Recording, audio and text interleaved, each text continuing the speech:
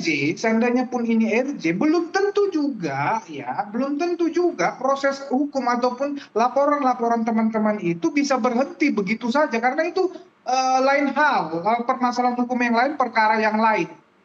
Jadi kalau saya melihatnya memang ini hasil dari kajian Rismond sendiri, ya, kesadaran dia sendiri, ya, permintaan maafnya dia sendiri. Kalau saya melihatnya seperti itu, apalagi kalau misalnya ada tuduhan yang mengatakan ini Pak Jokowi misalnya yang mengadu domba agar mereka terpecah belah. Saya rasa itu jauh lah ya, Ya. tidak pernah kita tahu bahwa Pak Jokowi melakukan itu. Ya, dan sebenarnya sudah lepas dari diskusi-diskusi kita belakangan ini, Bang Freddy. Artinya bahwa sudah tidak digiring lagi ke apakah ini politisasi, kriminalisasi, tapi lebih kepada bukti-bukti yang dihadirkan oleh RRT ini, berupa buku Jokowi White Paper misalnya, atau kajian-kajian lain yang dilakukan untuk membuktikan bahwa ijazah Pak Jokowi itu palsu begitu. Tapi saya ingin mendengar pendapat Anda pribadi, Bang Freddy. Apakah Anda dengan berbulan-bulan lamanya RRT mengajukan konsep ataupun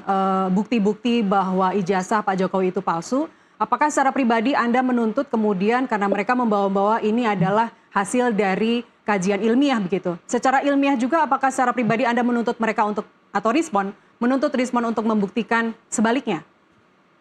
Jadi begini, sejak Pak Jokowi mengatakan kepada kami pendukungnya, saya tidak punya kekhawatiran apapun tentang tuduhan atau fitnah ijazah ini, karena semua ijazah asli saya mulai dari SD, SMP, SMA, kuliah itu ada pada saya aslinya pada saat itu ya. Nah, kemudian didukung oleh pernyataan UGM, didukung oleh yang lain-lain, didukung dan seterusnya. Kami tidak pernah mempunyai kekhawatiran apapun. Nah, kemudian ya, tuduhan mereka ini kalau publik mau jujur, ya, kalau publik mau jujur, sampai sekarang mereka itu secara substansi perkara tidak pernah ya menunjukkan bukti, menunjukkan saksi bahwa Pak Jokowi mempunyai ijazah palsu.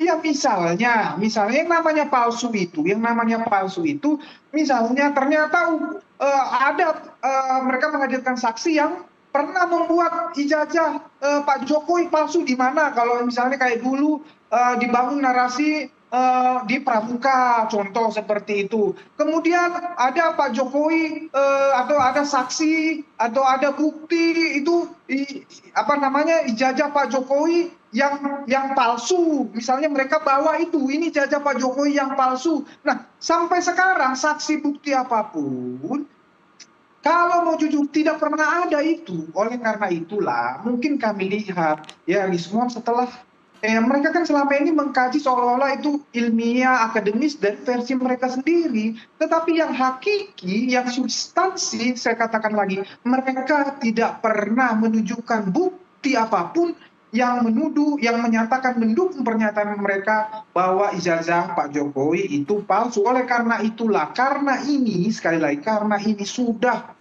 ya daya rusaknya luar biasa, sudah banyak yang meragukan ya Pak Jokowi karena ijazah ini. Menurut saya, menurut hemat kami yang pendukung Jokowi, setahu saya juga sebagian hampir semuanya itu sepakat bahwa sebaiknya memang ini ya dibawa sampai persidangan dan dibuktikan biar masyarakat publik melihat bagaimana pembuktian itu, bagaimana bukti-bukti, mekanisme di UGM Pak Jokowi pernah mengikuti perkuliahan sampai dikeluarkannya ijazah itu. Itulah menurut saya yang bisa setidaknya mengembalikan keadaan itu menjadi keadaan seperti semula, yaitu diharapkan publik percaya bahwa ya ijazah Pak Jokowi asli, bahwa seluruh ya RJ, misalnya permohonan RJ, permintaan maaf yang dilakukan Rismond ini bukan karena framing, bukan karena disetting, bukan karena adu domba oleh Pak Jokowi ataupun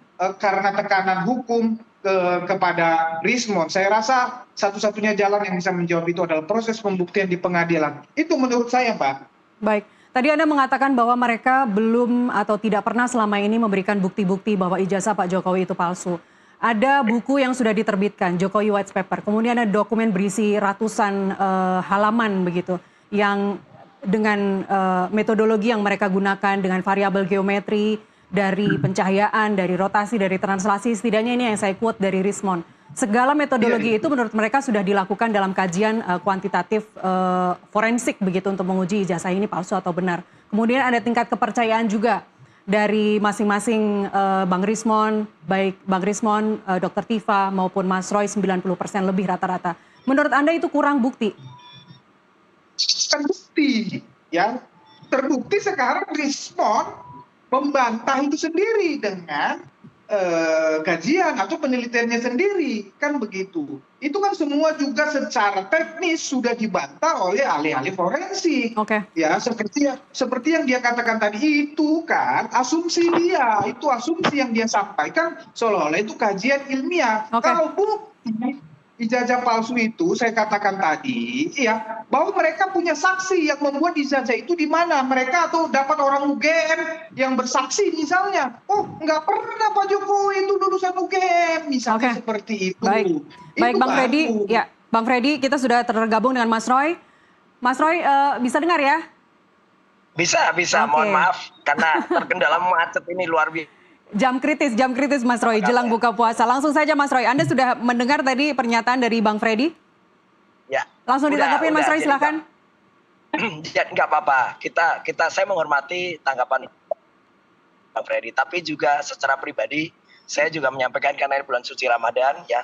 Oke lah, moga-moga respon Asiolan Sianipar tetap saya dia dapat hidayahnya di bulan suci ini. Ya, silahkan dia mau RJ, silahkan yang katanya sore hari ini sudah ada di Solo gitu. Tapi tetap tidak mengurangi niat saya untuk terus berjuang karena kami hasil penelitian kami, saya Dr. Tifa dan juga sudah didukung oleh Dr. Rido, kemudian juga oleh Prof. Tono Saksono, kemudian oleh Topi Merah dan kawan-kawan, itu semua sudah diuji saintifik dan kesaksian-kesaksian beliau-beliau itu, ahli beliau-beliau itu sudah dituangkan dalam berita acara pemeriksaan di kepolisian.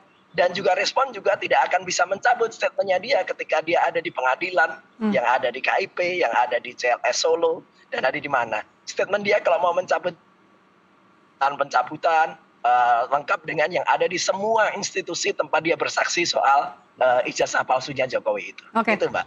Jadi tidak ada soal itu. Ya, dan Anda juga tidak ingin mengikuti langkah Bang Rismond ya?